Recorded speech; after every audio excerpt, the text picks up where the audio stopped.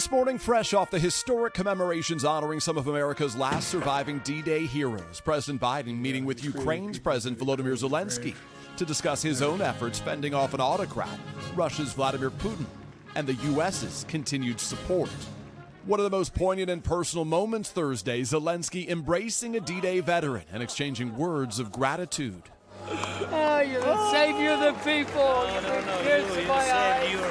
Later today, the president returning to Normandy, delivering remarks at Pointe du Hoc, where 80 years ago, Army Rangers scaled a sheer cliff, attacking and overtaking Nazi bunkers. Some of the first steps toward reclaiming this continent from Hitler's rule. The speech coming 40 years after Ronald Reagan gave what's considered perhaps the greatest tribute to those brave American warriors who endured withering gunfire. These are the boys of Pointe du Hoc. These are the men who took the cliffs.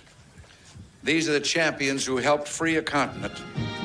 President Biden hoping to summon those same patriotic sentiments that helped propel President Reagan to re-election that year.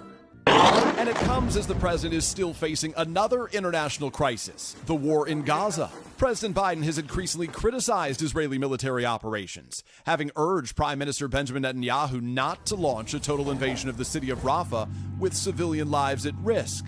Here with ABC News. I think he's listening to me. They were going to go into Rafah full bore.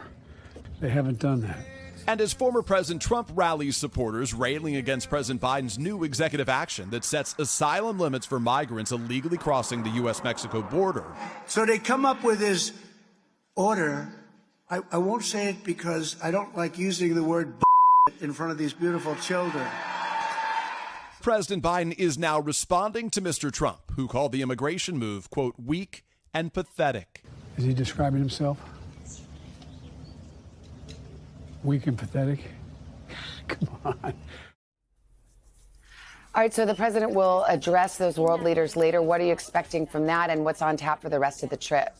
State of play on what's happening in Ukraine. Well, Savannah, notably, the president is looking to align himself with President Reagan's legacy of leadership against tyranny. The irony here, of course, Joe Biden, a Democrat, Ronald Reagan, a conservative Republican, but the Republican Party has gone in a very different direction since former President Trump's time in office here. And the president's hoping to draw a contrast between his unifying that Western alliance and former President Trump, who threatened to pull the U.S. out of the NATO alliance and also warmed up to Russia's Vladimir Putin. One other note we should share today, among those expected to be in attendance, Private First Class John Wardell, 19 years old when he came here on that mission, now 99 years old. He'll be there listening to the president today. Right. Savannah. Peter, thank you. And good company there. Reporters side by side next to you reporting on these events. So thank you very much. Hey, thanks for watching. Don't miss the Today Show every weekday at 11 a.m. Eastern, 8 Pacific on our streaming channel, Today All Day. To watch, head to today.com/allday or click the link right here.